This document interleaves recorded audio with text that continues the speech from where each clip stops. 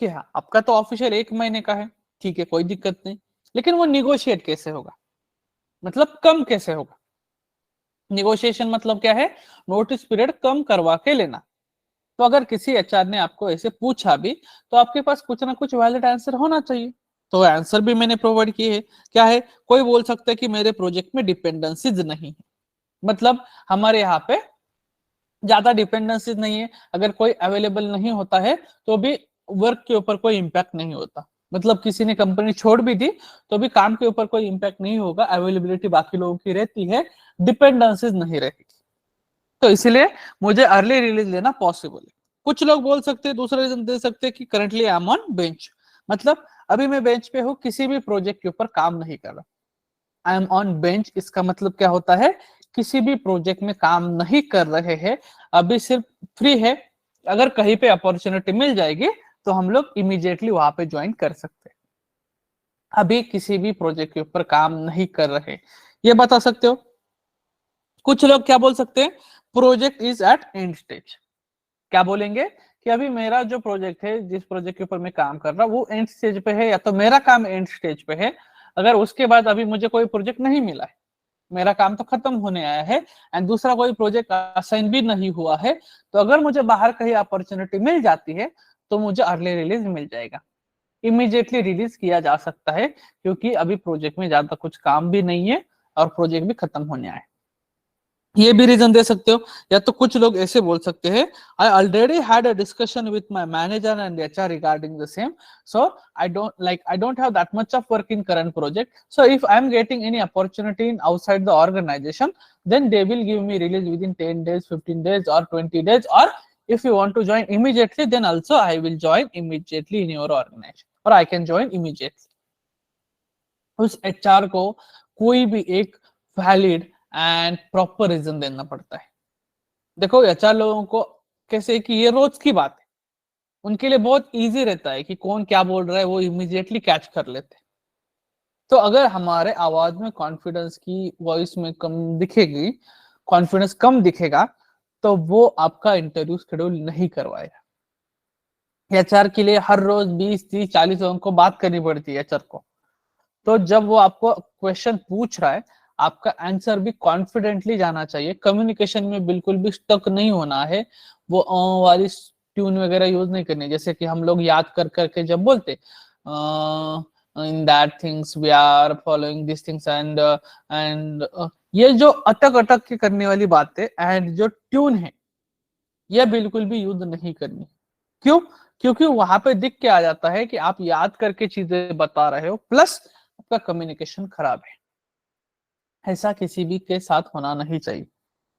तो अच्छी तरह से कम्युनिकेट करना है और प्रोसेस करना है। तो अगर किसी भी एचआर ने आपको पूछा कि आपका नोटिस पीरियड कैसे निगोशिएट होगा, उसको कॉन्फिडेंटली बताओ, it's not a big deal for me, I can join with in 10 days 15 days also and my official notice period is 1 month, it's negotiable, it's not a big deal because I will discuss with my manager, I don't have that much of a work in current project, so if I'm like I will get any opportunity then I can take release within 10 days within 15 days as per the next company's requirement।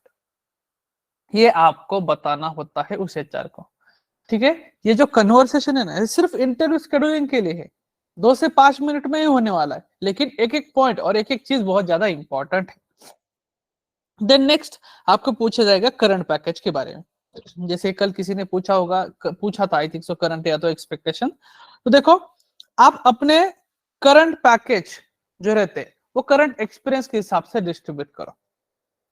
मतलब अगर आपका experience है 1 साल से 2 साल के बीच में, तो अपना पैकेज ये रेंज में रखो, फॉर एग्जांपल 3 to 4.5 इसके रेंज में रखो। क्यों?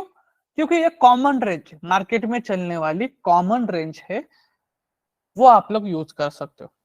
हमें क्या करना है कि करंट पैकेज दिखाना होता है एंड उसके हिसाब से एक्सपेक्टेशंस बताने होते हैं। तो करंट पैकेज अगर आपका एक्सपीरियंस 1 से 2 साल के बीच में है ना, तो इतना दिखाओ, 2 से 3 साल के बीच में है तो 4.5 से 5.5 लाख के बीच में दिखाओ, 3 और 3+ एक्सपीरियंस यूज कर रहे हो आप लोग, 5.5 से 6.5 लाख तक अपना करंट पैकेज दिखाओ। आप उससे ज्यादा मत खींचो, या तो 7+ तो बिल्कुल भी खींचना नहीं है। क्यों? क्योंकि वो टैक्सेबल इनकम में चला जाएगा। इंडियन टैक्स स्लैब सब लोगों को पता होगा, इस साल तो मॉडिफाई हो चुका है, up to 7 LPA no tax रहता है, ठीक है, नो टैक्स हमारे टैक्सेबल इनकम में नहीं रहेगा। लेकिन अगर 7 लाख के ऊपर अगर आप पैकेज दिखा देते हो तो आप टैक्सेबल इनकम में चले जाओगे, तो वहां पे फॉर्म 16 मैंडेटरी हो जाएगा, बहुत सारी चीजें आपको मैंडेटरी की जाएगी। तो इसलिए हम लोग क्या करेंगे, हमारा करंट पैकेज लिमिट में रखेंगे, रेंज में रखेंगे, जिसका फायदा आपको कॉल्स आने में भी होगा। क्यों, अगर किसी ने करंट पैकेज 7 लाख या तो 8 लाख दिखा दिया, ठीक है, 7 या तो 8 LPA, तो दिक्कत क्या होगी, सामने वाला एचआर देखेगा, हाँ इसका करंट पैकेज ही इतना है, तो इसके एक्सपेक्टेशन भी बहुत ज्यादा रहेंगी, और उतना तो हमारा बजट ही नहीं है, तो वो आपको कॉल ही नहीं करेंगे। आपका करंट पैकेज ही 7-8 लाख का है और उनका बजट ही 9 लाख का है, तो वो कॉल क्यों करेंगे आपको, उनको पता है कि इसका करंट ही इतना है, तो इसके एक्सपेक्टेशन कम से कम 10-12 लाख के तो रहेंगे, लेकिन हमारा बजट तो 9 लाख का है, तो वो आपको कॉल नहीं करेंगे, आपके लिए अपॉर्चुनिटीज कम होती चलेगी। इसलिए कम एक्सपीरियंस एंड बहुत ज्यादा करंट पैकेज, ये गलती मत करना। तो जो मैंने स्लैब प्रोवाइड किए हैं इसमें से ही आप अपना पैकेज यूज कर सकते हो। तो देखो, अगर कंसीडर करो मेरा 3 साल का मैं एक्सपीरियंस लगा रहा हूं, तो पैकेज लगा दूंगा मैं 5.5 या तो 5.6 या तो 5.7, ठीक है, 5.8, ऐसे आप लोग अपना पैकेज ऐसे दिखा सकते हो, मतलब एक राउंड फिगर अमाउंट बतानी है, ऐसे मत करना 5,72,000 लाइक 72,000 एंड उसके ऊपर 230 रुपए, ये गलती नहीं करनी, एक राउंड फिगर अमाउंट बतानी होती है। For example 5.7, 5.8, 5.9, 5.10 etcetera. तो ये सारी चीजें आप लोगों को बतानी होती है अपने करंट पैकेज के बारे में। तो करंट पैकेज को थोड़ा सा कंट्रोल में रखो, आउट ऑफ बाउंड्री मत जाने दो। कभी कभी क्या होता है, कुछ स्टूडेंट क्या करते हैं, 1 ही साल का एक्सपीरियंस लगाए लेकिन करंट पैकेज लगाए 6, अभी भी दिक्कत है। क्या है सिनारियो, एक्सपीरियंस बहुत कम है, करंट पैकेज बहुत ज्यादा है, तो एक्सपेक्टेशन भी कितने रहेंगे, 8-9 लाख के तो कम से कम रहेंगे। हर एक कंपनी का बजट आपके एक्सपीरियंस के लिए नहीं रहेगा। हाँ, ऐसे कुछ कंपनीज मिलेंगी, मतलब 10 में से 2-3 कंपनी ऐसी मिलेगी जिनका बजट इतना हो सकता है, कम एक्सपीरियंस होगा तो, लेकिन बाकी की कंपनीज का बजट इतना नहीं रहेगा, क्योंकि वो सोचेंगे क्या, 1 ही साल का एक्सपीरियंस, 6 लाख का पैकेज है, वो 1 साल बाद ही इमीडिएटली स्विच करा है और उसके एक्सपेक्टेशन 9 लाख है, तो 1 साल के एक्सपीरियंस के लिए 9 लाख देना पॉसिबल ही नहीं है, उनके बजट में बैठ ही नहीं रहा है, उनके टर्म्स एंड कंडीशन में नहीं बैठ रहा है, आपको कॉल ही नहीं करेंगे। तो इसलिए हर एक को अपना करंट पैकेज अपने अपने एक्सपीरियंस के हिसाब से कंट्रोल में रखना है। तो जो मैंने स्लैब बताया है मार्केट के हिसाब से एक नॉर्मल स्लैब चलता है जो रेगुलर चीजें, ठीक है, तो वही अगर आप यूज करते हो तो आपको फायदा रहेगा। तो अपने एक्सपीरियंस के हिसाब से अपना करंट पैकेज रख देना। Then next expected package. देखो एक्सपेक्टेशंस आप लोगों के, ठीक है, आपको एचआर पहले करंट पैकेज पूछेगा, इमीडिएटली पूछेगा एक्सपेक्टेड पैकेज। तो जब आपको एक्सपेक्टेड पैकेज पूछा जाता है, गलती नहीं करनी। देखो बहुत सारे स्टूडेंट ये गलतियां कर रहे हैं, अभी भी कर रहे हैं, ठीक है, करंट पैकेज है 5 लाख का और उस एचआर को बोल देते हैं एक्सपेक्टेशन 10 लाख, वो सीधा बोल देगा sorry we don't have that much of budget, thank you, call cut. वहां पे ही आपकी अपॉर्चुनिटी मिस हो जाएगी। कभी भी पैकेज के बारे में गलती नहीं करनी। आपने करंट 5 लगाया है ना, ठीक है, कोई दिक्कत नहीं, लेकिन एक्सपेक्टेशन आप डायरेक्टली 100% हाइक पूछ रहे हो, वो आपको कभी नहीं मिलेगा, या तो वो रेडी कभी भी नहीं होगा।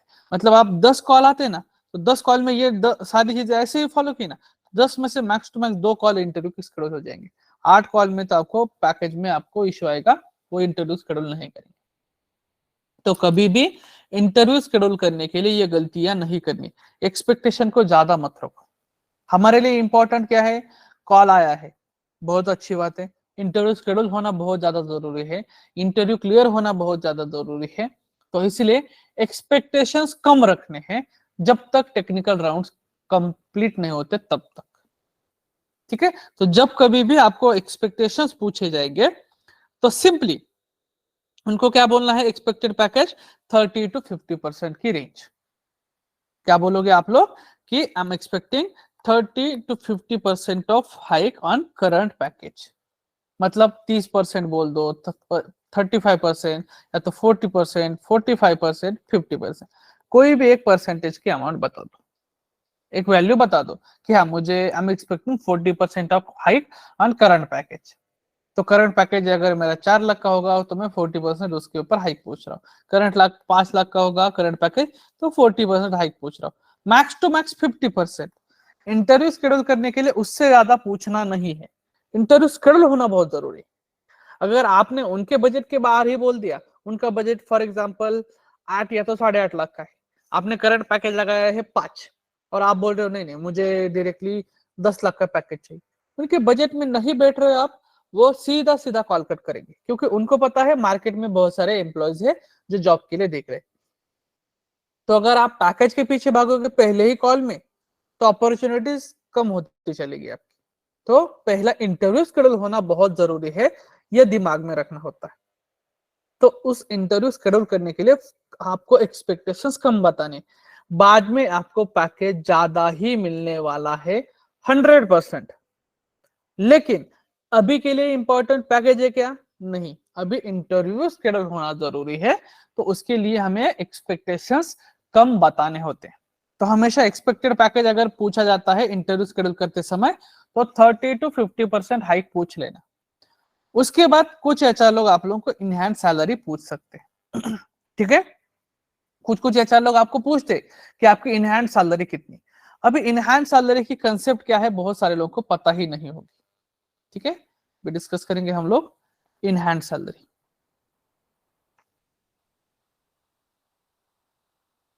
उस इनहैंस सैलरी को और भी अलग अलग नाम है। दूसरा है नेट सैलरी एंड तीसरा है टेक होम सैलरी। इसमें से कोई भी क्वेश्चन पूछा जाता है ना तो इसका आंसर सेम रहेगा। ठीक है, कोई भी वर्ड यूज किया, कभी कभी कुछ एचआर लोग बोलेंगे इनहैंड सैलरी कितनी, कुछ एचआर लोग बोल सकते हैं कि आपको net salary monthly net salary कितनी आती, या तो कुछ एचआर लोग बोलेंगे आपको टेक होम सैलरी कितनी। तो ऐसे कोई भी क्वेश्चन पूछा जाता है तो भी आपका आंसर एक ही रहने वाला है। तो अगर आपको इनहैंड सैलरी कैलकुलेशन पता है बहुत अच्छी बात है, लेकिन पता नहीं है तो वो पता होना बहुत जरूरी भी है। बिकॉज आप 1 साल का 2 साल का 3 साल का एक्सपीरियंस दिखा रहे हो तो you should aware about this types of things. ये ऑर्गेनाइजेशनल पेरोल एक्टिविटीज के बारे में इंफॉर्मेशन हमें पता होनी ही चाहिए कि हमें इनहैंड सैलरी कितनी आती है, पैकेज कैसा होता है, ग्रॉस सैलरी क्या होती है, हर एक चीज पता होनी चाहिए। और ये वर्किंग एम्प्लॉयज को पता होता है तो आपको भी पता होनी चाहिए। नहीं तो एचआर पूछेगा ये क्या है और वो बोलेगा इसके बारे में मुझे कहता कुछ पता ही नहीं है, ऐसा नहीं होना चाहिए। तो सिंपली इनहैंस सैलरी कैसे होती है, कैलकुलेशन कैसे रहता है, देखो फॉर एग्जांपल करंट पैकेज लगाया आप लोगों ने 4 लाख का 4 LPA, तो उसके हिसाब से इनहैंस सैलरी कितनी आ रही है मुझे वो कैलकुलेट करना है। तो 4 लाख डिवाइड बाय क्या करना है 12 करना है। 4 लाख डिवाइड बाय 12 करोगे, क्यों? क्योंकि हमारे 12 महीने रहते, पैकेज पूरा साल का रहता है तो उसमें से 12 महीने रहते, तो उसको डिवाइड बाय 12 करो तो जो अमाउंट आएगी, फॉर एग्जांपल अमाउंट आ गई 33,333। तो ये जो अमाउंट आती है ये हमें नहीं मिलती हर महीने बैंक अकाउंट में, ये जो अमाउंट रहती है इसको बोला जाता है मंथली ग्रॉस सैलरी। क्या मिलता है इसको, क्या बोला जाता है? Monthly gross salary. ये सैलरी हमें नहीं मिलती है, हमें इसमें से कुछ ना कुछ डिडक्शंस रहते हैं। डिडक्शंस मतलब आपके नॉर्मल लैंग्वेज में बोल देता हूं, पगार में से कुछ ना कुछ कटिंग होता है। तो वो कटिंग्स क्या रहते हैं, डिडक्शंस रहता है। एक रहेगा आप लोगों का प्रोफेशनल टैक्स एंड दूसरा रहेगा अदर डिडक्शंस। ऐसे आपके पे स्लिप के ऊपर लिख के आता है, एक रहता है प्रोफेशनल टैक्स 200 रुपए का, अदर डिडक्शन कुछ अमाउंट रहेगी वो। तो ऐसे आप लोगों के डिडक्शंस रहते हैं। तो डिडक्शन एक प्रोफेशनल टैक्स 200 रुपए का एंड अदर डिडक्शंस आप लोग को कितने बताने, कोई बोल सकता है 1000 रुपीज, 1200, 1400, 1800, ठीक है, या तो 2000, 2500, इतना सफिशियंट है। आप इसमें से कोई भी एक अमाउंट ले सकते हो। आपको क्या करना है, 200 रुपए प्रोफेशनल टैक्स वो कंपलसरी रहता है, प्लस कोई भी एक अमाउंट आप लोग ले सकते हो इसमें से। तो फॉर एग्जाम्पल मैंने क्या किया, 200 रुपए professional tax plus 1200 rupees other deductions, ऐसे 1400 रुपीज मेरे इस सैलरी में से माइनस हो गए। तो 33,333 माइनस 1400 में कर लूंगा, तो जो आउटपुट आएगा, जो अमाउंट आएगी, तो वो रहेगी आप लोगों की नेट सैलरी। तो उसको क्या बोलेंगे हम लोग, ये इन हैंड सैलरी या तो टेक होम सैलरी। तो ऐसा सिनारियो है आप लोगों का सैलरी कैलकुलेशन का। तो हर महीने आपके बैंक अकाउंट में आने वाली सैलरी, उसको बोला जाता है इन हैंड सैलरी। और बैंक अकाउंट में जो सैलरी आती है वो डिडक्शंस होके, कटिंग होके ही आता है, ऐसा सिनारियो होता है। तो कभी भी आपको किसी भी एचआर ने पूछा कि आपको इन हैंड सैलरी कितनी आती है, तो वो बताने चाहिए, ठीक है। तो ये सिनारियो बहुत ज्यादा इंपॉर्टेंट है, तो प्रॉपरली फॉलो करो, ठीक है। कि क्या बताओगे कि आप लोगों को पैकेज डिवाइड बाय 12 करना है, एंड जो अमाउंट आएगी उसमें से कुछ ना कुछ डिडक्शंस रहेंगे, ठीक है। तो डिडक्शंस में क्या क्या है, एक चीज है प्रोफेशनल टैक्स एंड दूसरा है अदर डिडक्शन। तो इस अदर डिडक्शंस में आप लोगों का इंश्योरेंस कवर हो जाएगा, या तो अदर कोई कार डिडक्शंस मतलब ट्रैवलिंग डिडक्शंस हो सकते हैं, या तो फूड डिडक्शंस हो सकते हैं, या तो अदर कोई आप लोगों का पीएफ हो सकता है, पेंशन हो सकता है, देन मेडिक्लेम पॉलिसी हो सकती है। ये सारे डिडक्शंस अदर डिडक्शंस में आ जाते हैं, ठीक है। हम लोगों के अदर डिडक्शंस में आप कोई भी एक टाइप के डिडक्शंस दिखा सकते हो, तो दैट्स इट। तो सिनेरियो क्या है, हमारे डिडक्शंस इतने ही रहेंगे लिमिट में, 200 रुपए professional tax and other deduction में आप लोग कोई भी एक अमाउंट बोल दो, तो दोनों चीजें मिला के जितना डिडक्ट हो जाएगा, तो वो ग्रॉस सैलरी में से माइनस करना है। तो पैकेज डिवाइडेड बाय 12 करने के बाद, ठीक है, जो अमाउंट आएगी वो ग्रॉस अमाउंट रहती है, एंड उसमें से जो माइनस होके जाएगा, रिमेनिंग जो अमाउंट हो जाएगी, वो नेट अमाउंट रहती है।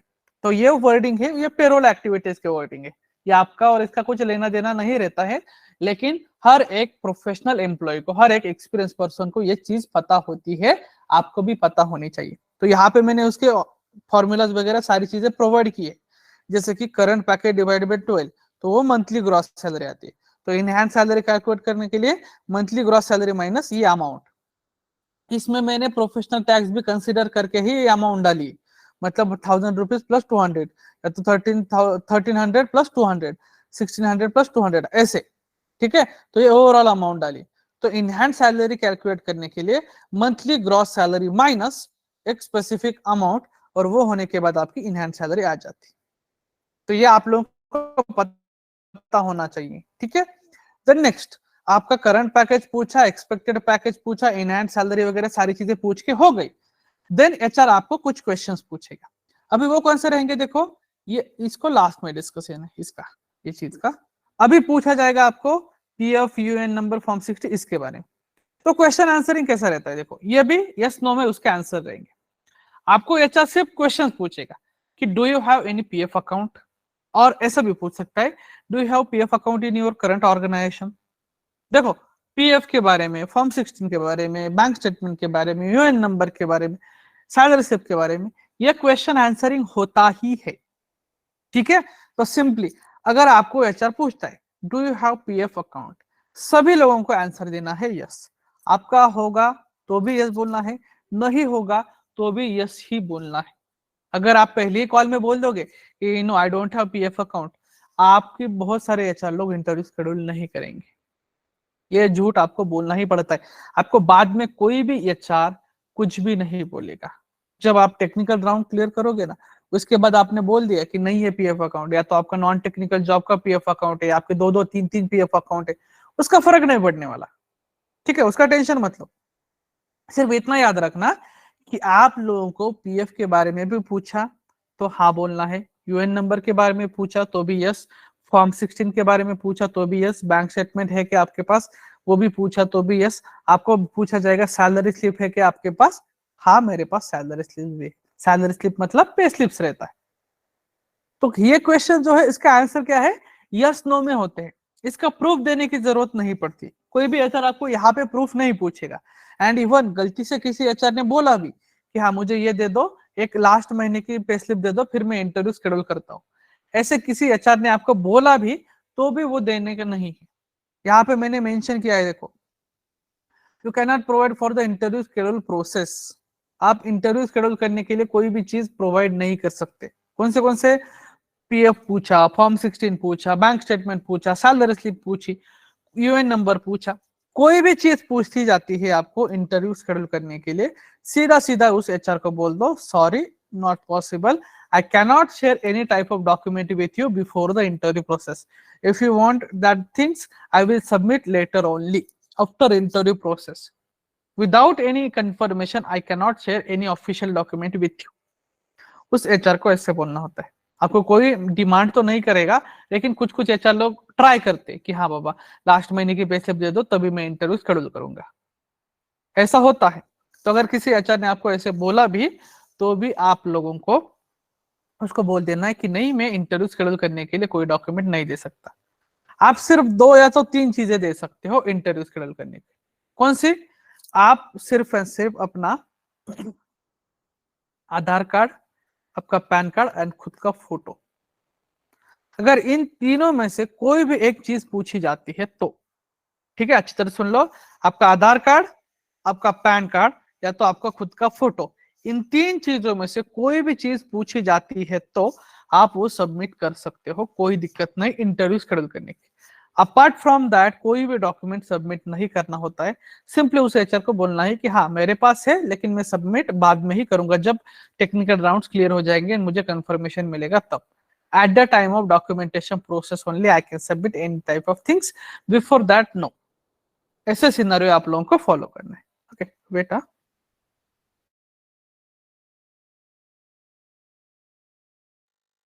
ठीक है, तो यह सिनारियो है।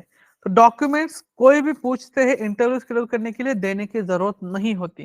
किसी एचआर ने बोला नहीं कि हम लोग स्पेसिफिक सैलरी स्लिप देने के बाद ही इंटरव्यू शेड्यूल करेंगे, उसको सीधा बोलना है ठीक है, no problem, I will look for the another organisation.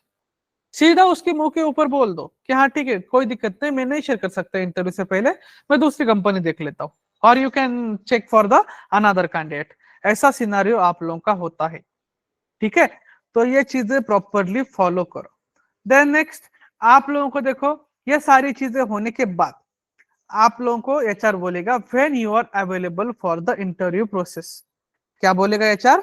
When you are available for the interview process, और are you available for the interview by tomorrow at this time. ऐसे एचआर के पास साइड से आपको कुछ कन्वर्सेशन आता है तो समझ लेना कि आपका इंटरव्यू शेड्यूल होने के चांसेस बढ़ गए। आपने सारी चीजें अच्छी तरह से बोल दी है, आंसर आप लोगों ने प्रोवाइड किए हैं, तो आपका सिनेरियो कंटिन्यू हो जाएगा। तो अगर एचआर ने ऐसे पूछा है कि आप इंटरव्यू के लिए कब अवेलेबल हो, तो उसको 2 दिन बाद 4 दिन बाद का टाइम देना नहीं है, गलती करनी नहीं है। नहीं तो आप बोलोगे मैं प्रिपरेशन करूंगा, फिर प्रिपरेशन होने के बाद भी फिर ये इंटरव्यू अरेंज करके फिर इंटरव्यू देता हूँ, 2 दिन प्रिपरेशन के लिए चाहिए। ये गलती बिल्कुल भी नहीं करनी। उस 2 दिन में उनको दूसरा कैंडिडेट मिल जाएगा, आपकी अपॉर्चुनिटी मिस हो जाएगी। गलतियां बिल्कुल भी नहीं होनी चाहिए। तो सिनेरियो क्या है? अगर आपको कोई भी एचआर बोल देता है when you are available for the interview, उसको दूसरे दिन का ही टाइम देना है, लेकिन इमीडिएटली नहीं, उसको अलग टेक्निक से फॉलो करो सारी चीजें। मतलब उस एचआर को कैसे हम लोग डिफेंड करेंगे, या तो टैकल करेंगे, या तो उसने भी बोला आपको कि कल दोपहर 12 बजे इंटरव्यू के लिए अवेलेबल हो गया, कल दोपहर 4 बजे इंटरव्यू के लिए अवेलेबल हो गया, तो उसको इमीडिएटली हाँ नहीं बोलना है। भले हम अवेलेबल हो, लेकिन उसको इमीडिएटली हाँ नहीं बोलना है। उसको कैसे टैकल करोगे? उसको ऐसे थोड़ा सा अलग ट्यून में बात करो, कल दोपहर में I am not sure about the availability, because मुझे कल अगर कुछ मीटिंग वगैरह रहेगी या तो कुछ अदर काम रहेगा ऑफिस का, तो मेरे लिए डिफिकल्ट जा सकता है। So can you just wait for few second, I will check my tomorrow's calendar और tomorrow schedule and will confirm you. उस एचआर को ऐसे टेक्निक फॉलो करो, एक अलग तरीके की, कि हाँ उसको दिखाना है हम वर्किंग है, हमारे पास भी कुछ ना कुछ काम हो सकता है, हमें कुछ ना कुछ मीटिंग्स हो सकती है, तो वो चेक करना भी जरूरी है। तो उसको एक अलग टेक्निक से हैंडल करो। उस एचआर को बोलो कल का तो श्योर नहीं हूँ, मुझे तो चेक करना पड़ेगा कल का शेड्यूल वगैरह, बिकॉज कुछ ऑफिस की मीटिंग रहेगी उसी टाइम पे, या तो स्पेसिफिक मुझे कोई ऑफिस का इंपॉर्टेंट काम वगैरह रहेगा, तो मेरे लिए डिफिकल्ट जा सकता है इंटरव्यू अटेंड करना। So can you please wait for few seconds, I will check my calendar and confirm you.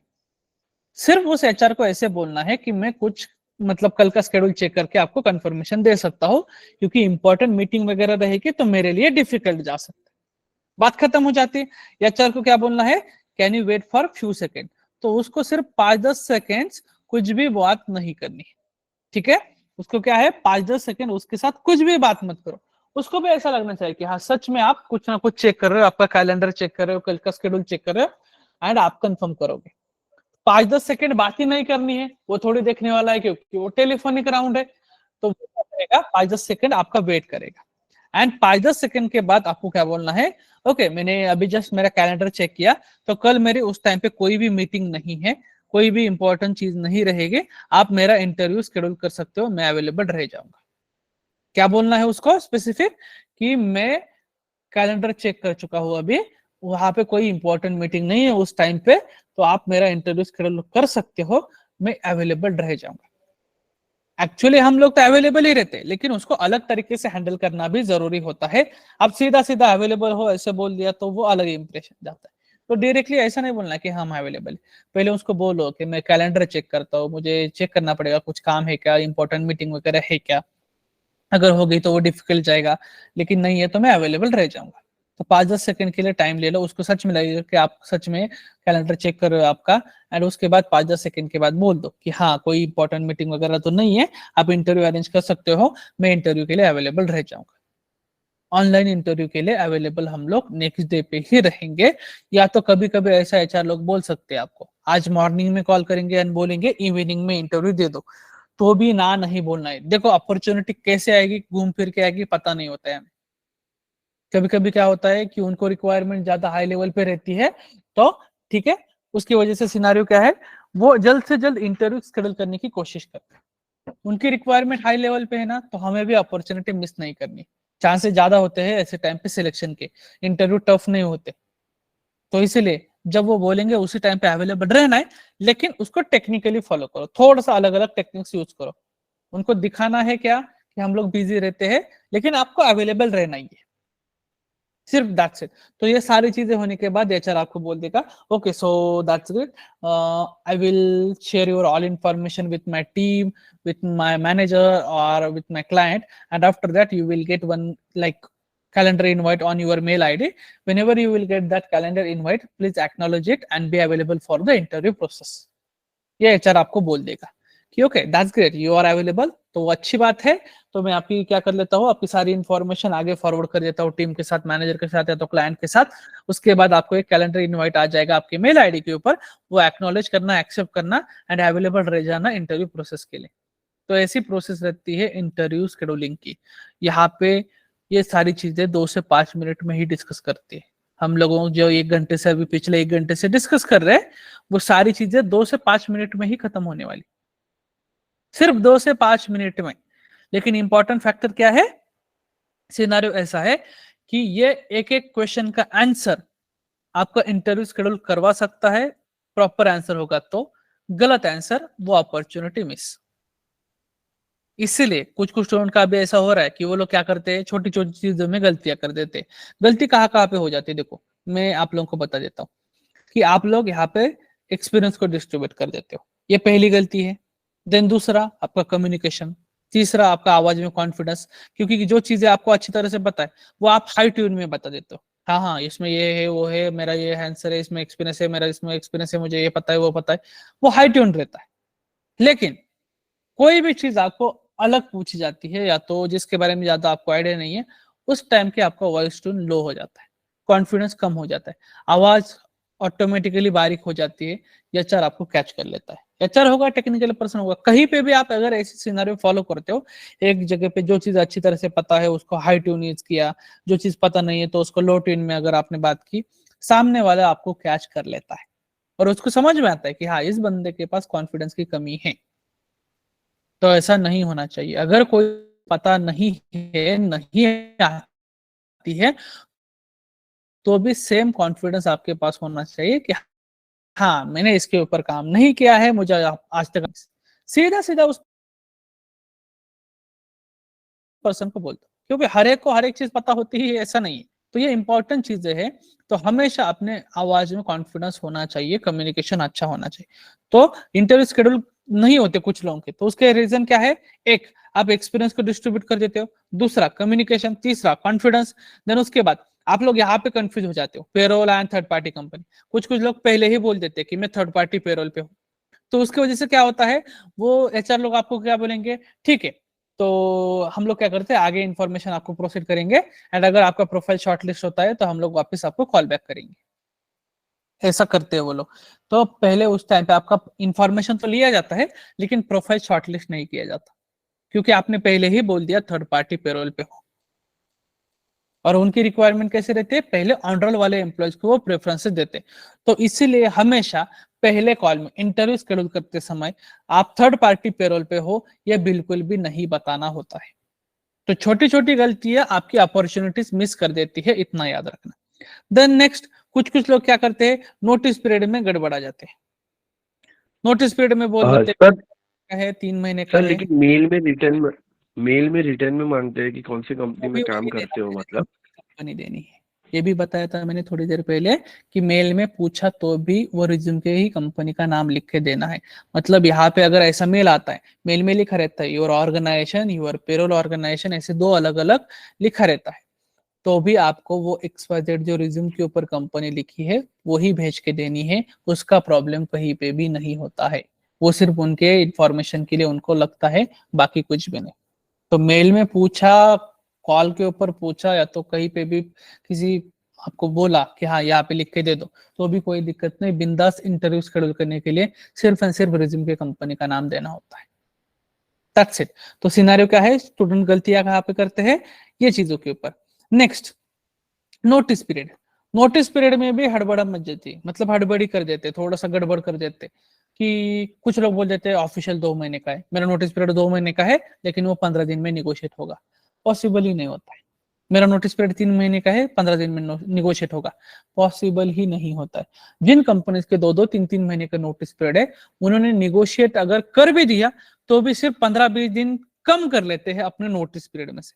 मतलब अगर उनका नोटिस पीरियड 3 महीने का है तो वो आपको 15-20 दिन कम करके देंगे, लेकिन उसको 15 दिन पे लेके लेने आएंगे। मतलब 3 महीने का मतलब 90 डेज का अगर नोटिस पीरियड है ना उसके कंपनी का, तो वो आपको 70 डेज तक मैक्स टू मैक्स खींच सकते हैं, मतलब कर के कम करके दे देंगे। लेकिन आप क्या बोल रहे हो, मेरा ऑफिशियल नोटिस पीरियड 3 महीने का है, 90 डेज का है, एंड हम ज्वाइन करेंगे 15 दिन में। ये चीज पॉसिबल नहीं है। ये रेयर कंडीशन में होता है, लेकिन हर एक कंपनी में पॉसिबल नहीं होता। तो कोई भी एचआर आपको एंटरटेन नहीं करेगा, वहां पे ही कॉल कट कर देगा। जैसे ही आप बोलोगे ना 2 महीने का नोटिस पीरियड है, 3 महीने का नोटिस पीरियड है, वो बोलेंगे ठीक है थैंक यू, बात खत्म। उनको ये चीज नहीं चाहिए कभी भी। तो ये छोटी छोटी गलतियां आपकी अपॉर्चुनिटीज मिस कर रही। जिन जिन लोगों के साथ ये हुआ है उन लोगों को रियलाइज हुआ होगा कि हाँ मैंने ये बताया था, मैंने ये बताया था, इसकी वजह से ये कॉल कट हुआ था। ऐसे बहुत सारे लोगों के साथ हुआ है ऑलरेडी। तो कभी भी नोटिस पीरियड 2 महीने का या तो 3 महीने का नहीं बताना है। और इसीलिए हम लोग small scale, mid scale MNC या तो ऐसी एमएनसी यूज करते हैं जो ज्यादा पॉपुलर नहीं है। ये हमारे लिए इंपॉर्टेंट फैक्टर रहेगा। सो इन चीजों के ऊपर फोकस करो। देन नोटिस पीरियड का ये सिनारियो है। उसके बाद करंट पैकेज। कुछ कुछ लोगों के देखो, आप लोगों के मतलब कुछ कुछ स्टूडेंट्स ने ये किया है, करंट पैकेज ही बहुत दिखा है, 8 लाख 10 लाख ऐसा किया है। दिक्कत क्या है, देखो आपका करंट पैकेज ही ज्यादा जा रहा है। कंपनी के हर एक कंपनी के बजट में आप नहीं बैठोगे, हर एक प्रोजेक्ट का बजट उतना नहीं रहता है, उनके क्लाइंट के साइड से कॉस्टिंग उतनी नहीं आती। तो अगर आप उनके बजट में नहीं बैठ रहे हो, कॉल ही नहीं आएगा, या तो कॉल भी आया तो भी इंटरव्यू शेड्यूल नहीं होगा, क्योंकि आपका एक्सपेक्टेशन ज्यादा रहता है उस टाइम पे। वो बोलेंगे सीधा सीधा, आपने बोल दिया करंट पैकेज है 8 लाख का, एक्सपेक्टेड है 12 लाख का, ऐसे आपने बोल दिया। वो बोलेंगे हमारा बजट ही 9 लाख का है, तो हम आपको क्यों कंटिन्यू करेंगे। वो वहीं पे कॉल खत्म कर देंगे। उसकी वजह से आपको बहुत सारे कॉल्स के रेशियो के ऊपर इम्पैक्ट होता है। तो करंट पैकेज को भी थोड़ा सा रेंज में रखो। तो रेंज मैंने ऑलरेडी प्रोवाइड की है, अच्छी तरह से देखो। देन नेक्स्ट, स्टूडेंट की और गलती कहाँ पे हो जाती है, आपको कुछ कुछ लोगों को पूछा जाता है पीएफ अकाउंट है क्या। अभी सिनारियो क्या है, बहुत सारे स्टूडेंट पहले ही बोल देते हैं कि पीएफ अकाउंट नहीं है। हमें एक्चुअल में बाद में बोलना होता है, जब टेक्निकल राउंड्स क्लियर हो जाते हैं, ज्वाइनिंग के टाइम पे हम लोग बोलते हैं कि पीएफ अकाउंट नहीं है। लेकिन पहले ही अगर आपने बोल दिया कि पीएफ अकाउंट नहीं है, तो वो कुछ कुछ कंपनी जैसी मिलेगी आपको जो आपका कैंडिडेचर प्रोसीड नहीं करेगी। और ये छोटी छोटी गलतियां नहीं होनी चाहिए। हर एक चीज के लिए हाँ बोल दो। इसमें से कोई भी चीज आपके पास नहीं है ना, पीएफ अकाउंट नहीं है, यूएन नंबर नहीं है, फॉर्म 16 नहीं है, बैंक स्टेटमेंट नहीं है, या तो आपके पास सैलरी स्लिप भी नहीं है, कोई भी चीज नहीं है ना, तो भी फर्क नहीं पड़ता है। ठीक है, तो भी कोई भी चीज फर्क नहीं पड़ती है। बाद में कौन सी चीजों को कैसे टैकल करना है, क्या आंसर देना है, सारी चीजें होने वाली, मैं सारी चीजें बताने वाला हूँ। आपके नॉन टेक्निकल पीएफ अकाउंट हो गए, दो दो चार चार पीएफ अकाउंट रहेंगे, तो भी कुछ प्रॉब्लम नहीं।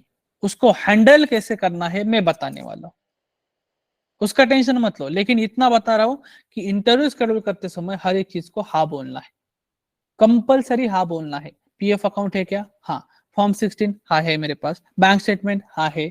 देन आप लोगों के पास यूएन नंबर हाँ है। सैलरी स्लिप हाँ है। इतना ही बोलना होता है, प्रूफ देने की जरूरत नहीं होती। ये सिंपल सा सिनेरियो। किसी भी एचआर ने बोला ना कि नहीं नहीं आपको सैलरी स्लिप देनी ही पड़ेगी तभी मैं इंटरव्यू शेड्यूल कर दूंगा, सीधा बोल दो नहीं पॉसिबल, बात खत्म। ऐसा सिनेरियो होता है। और ये सारी चीजें छोड़ के एक दो एक्स्ट्रा के क्वेश्चन पूछे जा सकते हैं। जैसे कि कुछ कुछ अचानक बोल देते हैं कि आपकी जो सैलरी है, करंट सैलरी, वो फिक्स है या वेरिएबल है, उसमें कुछ वेरिएबल भी है क्या, ऐसे पूछा जा सकता है। तो अगर किसी भी एचआर ने आपको ऐसे बोला कि आपकी सैलरी जो करंट पैकेज है वो फिक्स है या वेरिएबल है उसमें, तो सिंपली बोल दो मेरा जो करंट पैकेज है वो टोटली फिक्स है, उसमें कुछ भी वेरिएबल अमाउंट नहीं है। चलो, कुछ एचआर लोग आप लोग क्वेश्चन क्या पूछते हैं कि आप अभी जॉब चेंज के लिए क्यों देख रहे हैं, ठीक है, the reason behind the job change. तो उसको सिंपली बोल सकते हो आप लोग, जैसे कि नोटिस पीरियड के लिए भी कुछ ना कुछ रीजन दिए थे आप लोगों ने, सेम आप बोल सकते हो अभी बेंच पे हूँ, अभी दूसरा कोई प्रोजेक्ट नहीं मिला है इसलिए जॉब चेंज के लिए दिख रहा हूँ। दूसरा रीजन दे सकते हो कि सिंपल एंड सॉर्टेड रीजन देते, हर कोई जॉब किस चीज के लिए करता है, फाइनेंशियल के लिए, ठीक है, पैसे के लिए जॉब करते हैं हम लोग। तो हम लोग रीजन क्या दे सकते हैं, career growth, financial growth, technical growth, इसमें से कोई भी वैलिड रीजन चिपका देना है। ये वो चीजें नहीं बतानी कि मुझे कंपनी के कंट्रीब्यूशन, कंपनी के काम में कंट्रीब्यूशन करना है, कंपनी को आगे बढ़ाने में मुझे मदद करनी है, या तो मुझे स्किल्स को मेरे रिप्रेजेंट करके मैं ये करना चाहता हूँ वो करना चाहता हूँ। इधर उधर का फेंका फेंकी मत करो। या चार लोग बहुत होशियार रहते हैं, वो आपसे आगे है 10 चीजों में, उनको पता है हर एक पर्सन जॉब चेंज पैसे के लिए ही करता है। हर एक को पैसा ही इंपॉर्टेंट है, जॉब इंपॉर्टेंट मतलब कौन सी कंपनी है और क्या चीजें है, प्रोसेस क्या है, किसी को कुछ लेना देना नहीं होता। हर कोई जॉब करता है सिर्फ एंड सिर्फ पैसे के लिए, उनको भी पता है आप जॉब चेंज सिर्फ पैसे के लिए कर। तो उनको एक valid and straight forward answer दे दो, career growth and financial growth, that's it, बात खत्म। ये सारी चीजें इंपॉर्टेंट होती है, एंड ये सारी चीजें होने के बाद ही आपका इंटरव्यू शेड्यूल किया जाता है। तो जैसे मैंने इस डॉक्यूमेंट में आपको सारी इंफॉर्मेशन प्रोवाइड की है, एज इट इज वैसे फॉलो करनी। अगर आप ये फॉलो करके देखो, खुद फॉलो करके देखो, इंटरव्यू 100% शेड्यूल होगा। लेकिन अगर एक क्वेश्चन का आंसर भी गलत बोल देते हो, या तो कहीं पे कॉन्फिडेंस की कमी आ गई, कहीं पे कम्युनिकेशन खराब कर दिया, इंटरव्यू शेड्यूल नहीं होगा, इतना याद रखना। तो यहां से आगे देखो, जो आप लोग 3 रिज्यूमे बनाने वाले हो, 3 प्रोफाइल क्रिएट करने वाले हो, सारी चीजें फॉलो करने वाले, सबसे पहला काम ये करना है, जब आपके वो नए सिम कार्ड आप अपने मोबाइल में डाल दोगे, 3 सिम कार्ड, 2 मोबाइल में या 3 मोबाइल में जो कुछ रहेगा, वो हर एक कॉल रिकॉर्ड करना है। आपके मोबाइल में सेटिंग रहती है कि रिकॉर्ड अननोन कॉल्स, उसको ऑन करके रखो। सेव नंबर की रिकॉर्डिंग नहीं होगी, मतलब आप लोगों के पास जो दो नंबर सेव है उसका रिकॉर्डिंग नहीं रहेगा, लेकिन अननोन कॉल जो एचआर लोगों के आएंगे, हर एक का कॉल रिकॉर्ड होना चाहिए। फिर जब कॉल कट होगा ना, तब पता चलेगा आप लोगों को कि आपने कैसा आंसर दिया और कहाँ पे आपने गलती की। और किसी भी एचआर को कोई दिक्कत नहीं रहती, ये जो मैसेज आता है ना कि this call has been recorded for the quality purpose etcetera etcetera, ऐसा वो बचता है जब आप कॉल रिकॉर्डिंग ऑन कर देते हो तब। तो भी एचआर को कोई दिक्कत नहीं होती है। तो आपका हर एक कॉल रिकॉर्ड होना ही चाहिए। अगर कोई कैंडिडेट इन फ्यूचर बोल देता है सर मेरा कॉल मतलब कॉल अगर शेड्यूल नहीं हो रहे, मैं बोलूंगा आज तक जितने कॉल आए उतने उसकी रिकॉर्डिंग मुझे भेजो। तो मैं रिकॉर्डिंग पूछूंगा, मुझे रिकॉर्डिंग देनी पड़ेगी आपको। हर एक कैंडिडेट का कॉल रिकॉर्डिंग ऑन होना ही चाहिए। बिल्कुल भी ऐसा नहीं करना कि कॉल रिकॉर्डिंग ऑन नहीं है। किसी भी एचआर को उससे दिक्कत नहीं रहेगी, किसी भी कंपनी को उससे दिक्कत नहीं रहेगी। कॉल रिकॉर्ड होना ही चाहिए कंपलसरी। आपको खुद को ऑब्जर्व करना पड़ेगा, आपको करना पड़ेगा तो करना ही पड़ेगा। ऐसा नहीं बोल रहा हूँ कि हाँ चलो 2-4 लोगों ने किया, 2-4 लोगों ने नहीं किया, हर एक को करना ही पड़ेगा। आपको पता चलेगा कि आप कैसे बातें कर रहे हो। जब कॉल हो जाएगा ना तो वो रिकॉर्डिंग सुन लेना, आपको पता चलेगा कि आपका कम्युनिकेशन कैसा है, आपका कॉन्फिडेंस कैसा है, आप कैसे बातें करते हो एचआर के साथ, आपने आंसर करेक्ट दिया या नहीं दिया, हर एक चीज आपको पता चली। तो इसलिए recording is the most important factor.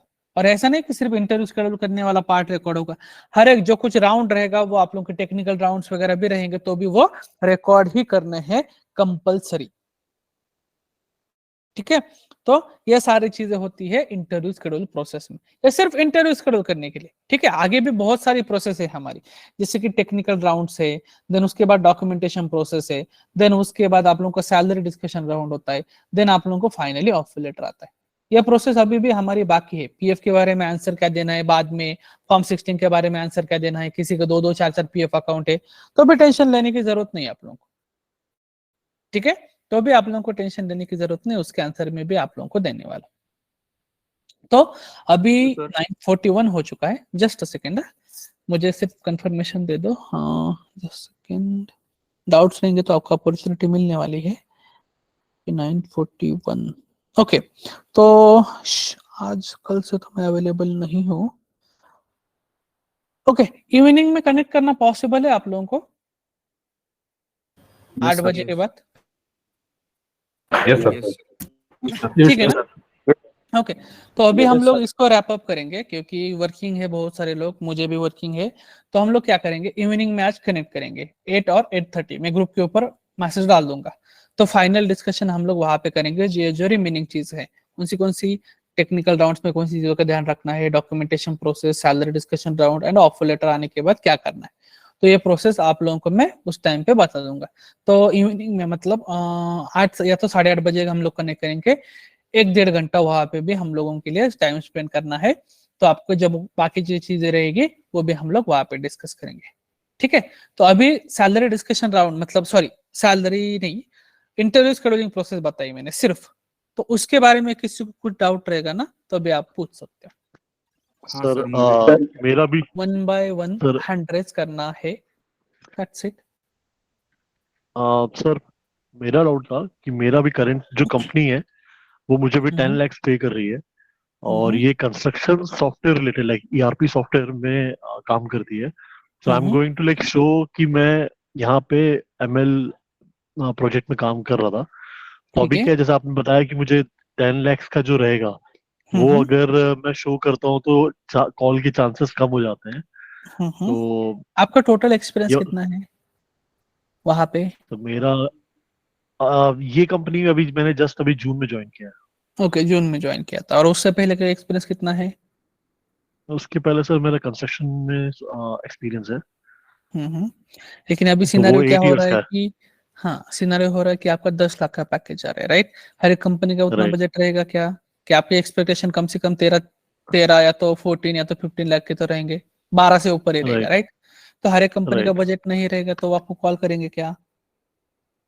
नहीं, जैसे आपने बताया नहीं। तो नहीं। तो यही सिनेरियो होगा। तो आप पहले एक प्रोफाइल बनाओ उसके रिलेटेड, ठीक है? ये एक्सपीरियंस यूज करके एक प्रोफाइल बनाओ and without okay this experience आप बाकी 2 प्रोफाइल बना के देखो।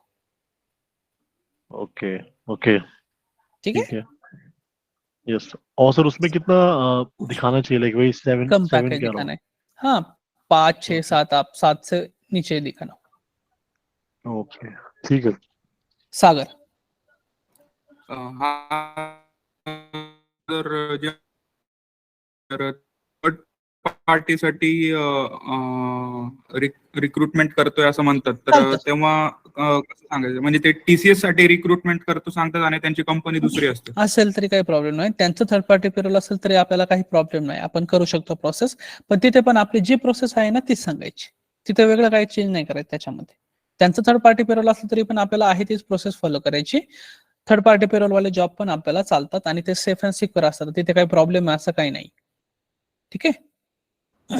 ओके ओके, शिवहरी सर अगर मतलब काही कंपनीमध्ये कसं की शॉर्टलिस्ट करतात, जसं की मला लास्ट कंपनीमध्ये शॉर्टलिस्ट झालो म्हणून सांगितलं इंटरव्ह्यू नंतर. बट ते बोलले की वेट करा, बाकीचे इंटरव्ह्यू घेऊन तुम्हाला कळवतो. या ऑफर लेटर असेल तुमच्याकडे तर लगेच प्रोसेस करतो, असं बोलले होते. तर मग तशा ठिकाणी काय करायला हवं होतं मी? पण आपल्याकडे ऑफर लेटर नाही ना कोणतंच. हो सर. हा, मग आपण काहीच करू शकत नाही. मग त्यांना काही दिवसानंतर 2-3 दिवसानंतर पुन्हा एकदा कॉल करून फॉलोअप घ्यायचा असतो फक्त, बाकी काहीच नाही. अच्छा. आणि ठीक आहे. आणि जर आपण समजा बँगलोरची प्रोफाईल बनवली आहे, तर हम्म. त्या प्रोफाईलच्या रिझ्यूम वरती बँगलोरचाच ऍड्रेस टाकायचा आहे ना आपल्याला? ऍड्रेस डिटेल मध्ये कुठेच टाकायची गरज पडत नाही, फक्त कंपनीचं लोकेशन बँगलोर फक्त मेन्शन करायचं, दॅट्स इट. अच्छा. डिटेल ऍड्रेस कंपनीचं लोकेशन टाकायचं आहे. येस. मग बँगलोरचा ऍड्रेस टाका. तुमचा आवाज ब्रेक समजतंय? होतोय सर. मी असं म्हटलं, आता आपलं काय चालू आहे, वर्क फ्रॉम होम. मग बँगलोरची हो. ऍड्रेस टाकायची गरज आहे का? नाही. नाही, दॅट्स इट. ठीक आहे, फक्त तिथे मेन्शन करून द्यायचं की बँगलोरची कंपनी आहे, मग बँगलोर एवढंच. म्हणजे कंपनीचं नाव comma Bangalore. Okay. रोगवे.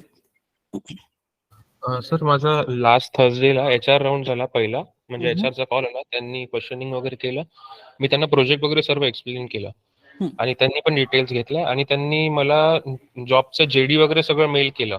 JD mail केलं आणि त्यांच्या एक्सपेक्टेशन्स काय आहेत वगैरे, पण त्याच्यानंतर त्यांचा काही फॉलो बॅक नाही आला आणि मग नंतर वीकेंड आला. तर आता याला फॉलो बॅक कसं घ्यायचं? समजा कॉल करायचं स्वतःहून, याच्याला बोलायचं. Actually we had a discussion in last week only regarding the job opportunity. I got the job description from your side on a mail also, but still waiting for the interview process. Can you give me the update related to the same? That's it. Okay sir. आणखी एक दुसरा याचा call आला होता मला, MNCचाच होता तो पण. तर त्यांचं असं झालं की मी असं म्हटलं सर त्यांना की बा माझी जशी पेरोल जी आहे तीच क्लायंट पण आहे, समजा ती MNC आहे. तर त्यांचं तेच म्हणणं होतं की बा जर असं आहे तर मग सगळ्या MNCचं 3 महिने समजा हे असतो नोटीस पिरियड. तर मग तुम्ही जर एकच महिन्याचा आहे, त्यांना काय बोलायचं, ज्यावेळेस मी जॉईन केलं होतं माझ्या ऑफर लेटरवर एकाच महिन्याचा नोटीस पिरियड लिहिलेला आहे. If you want that document I can submit after the interview process. डॉक्युमेंटवर लिहिलेलं आहे म्हणायचं एका महिन्याचं नोटीस पिरियड आहे. Okay sir. हे कॉन्फिडेंटली बोलावं लागतं. Okay sir. Okay. Sir specifically जब भी बोलते हैं कि पेरोल कंपनी, 1 सेकेंड, ओके ठीक है, बीच में ऐसे डायरेक्टली अनम्यूट नहीं करना होता है. हर एक अपॉर्चुनिटी मिल रही है ना, तो अगर आपको डाउट भी आता है ना तो पहले हैंड रेस करो, क्योंकि ये कैसा है ना कि ये आदत, मतलब मैं ऐसे नहीं बोल रहा हूँ कि आप गलत हो, लेकिन ये आदत अभी से डालो, ऑर्गेनाइजेशन लेवल पे ये काम आएगी आपको. नहीं वो क्वेश्चन के रिलेटेड था इसके लिए सर. हाँ, कोई उसके रिलेटेड होगा तो भी हम लोग मीटिंग में भी, मतलब ऑर्गेनाइजेशन में डायरेक्टली अनम्यूट करके बात करेंगे ना, तो एक अलग तरह का, मतलब वो अनप्रोफेशनल बिहेवियर कंसिडर किया जाता है. तो ये यहाँ से ही आदत डालो कि अगर आपको कुछ डाउट आता है ना, बीच में सिर्फ हैंड रेज करना है, आपको वो डाउट डिस्कस करने के लिए मौका मिल जाता है. ठीक है, हाँ अब बोलो मोक्षित, अभी आप कंटिन्यू करो, फिर बाद में बाकी लोगों को पूछता हूँ. अनम्यूट करो.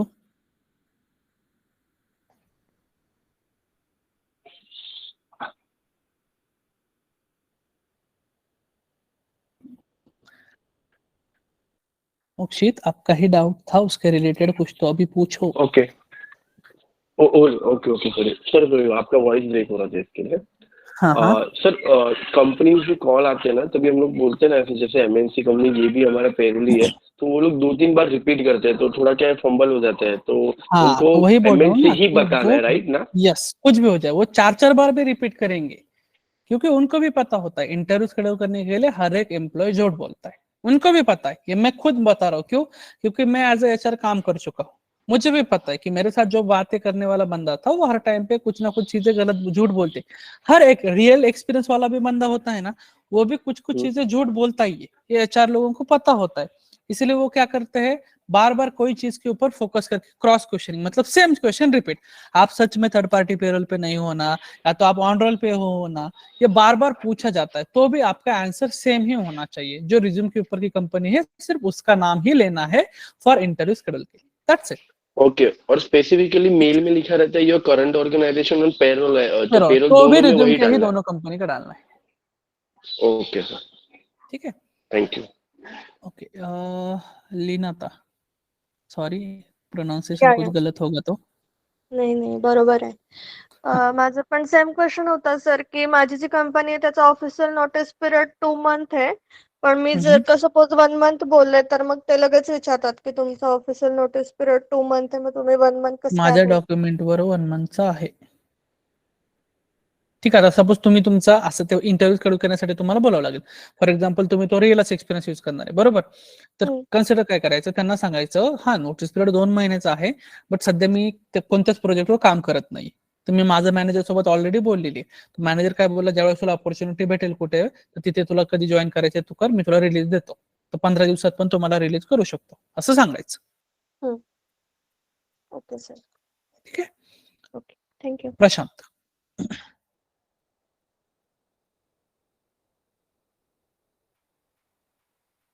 प्रशांत अनम्यूट करना है.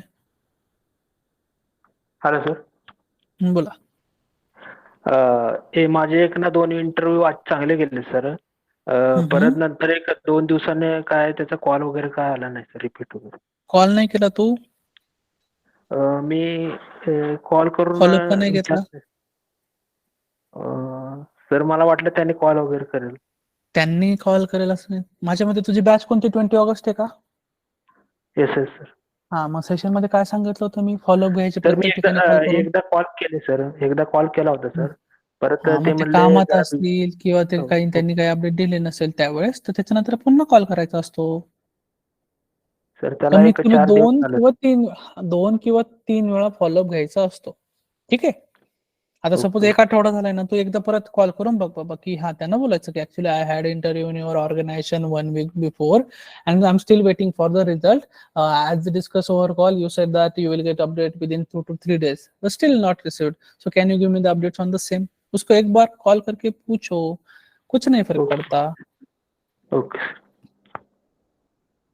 कॉल करायचा असतो मित्रा, कॉल केल्याच्या नंतरच गोष्टी.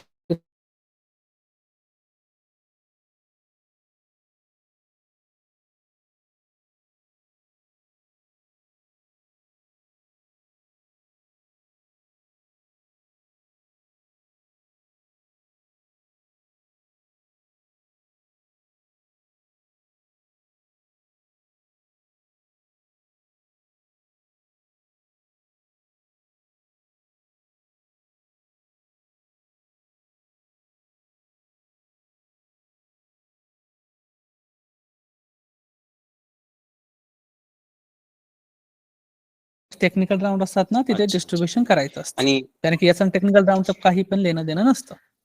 आणि सर ते थर्ड पार्टी पेरोल तुम्हाला सांगण्याची म्हणजे मी गुगल वरून एक पकडली कंपनी नाही का. ते at the time of documentation तुमच्याकडून इन्फॉर्मेशन घेतली जाईल, तुम्ही आता सांगायची गरज नाही. अच्छा. आणि सर जर त्यांनी एक्सपेक्टेड विचारलं नाही का पॅकेज, मग मी त्यांना विचारू शकतो का तुमचं बजेट किती आहे, त्यानुसार मग मी. प्रत्येक कंपनी डिस्क्लोज नाही करत. म्हणजे विचारू स्टँडर्ड प्रॅक्टिस गरजच आहे. नाही ना, तू सांग ना नॉर्मली, आपण विचारायची गरजच नाही त्यांना. तू नॉर्मली एक्सपेक्टेशन सांग. तू फक्त इंटरव्ह्यू शेड्यूल करण्यासाठी एक्सपेक्टेशन सांगायची. तू सध्या कमी सांग ना, ज्यावेळेस तुझे टेक्निकल राऊंड क्लिअर होतील ना, तुझे एक्सपेक्टेशन तू वाढवू शकतो.